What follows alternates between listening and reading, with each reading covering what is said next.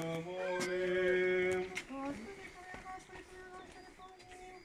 Премудрост прорки, услышим святого Евангелия, мир всем. Духові Твоєму. От Матфея, святого Евангелия, чтение.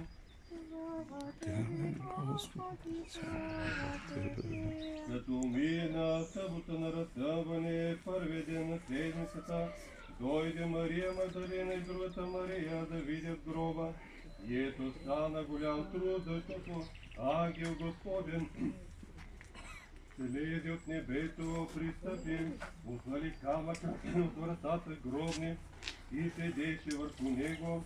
Видът му беше като светкавица, а дрехата му бяла като сняг, и пазачите, оплашени от него, си разтрепериха и станаха като мъртви. Ангелът се обърна към жените и им рече: не бойте се, зная, че търсите разпнати Исуса, няма го тука. Той възкръсна, както беше казал. Дойдете, вижте мястото, дето е лежа Господ, и дето е второто, бъдете на учениците му, че той възкръсна от мъртвите, и ето преварва ви в Галилея. Там ще го видите, наказах ви. И като излязоха бързо из гроба, те със страх и радост голяма се затекоха да обадят на учениците му.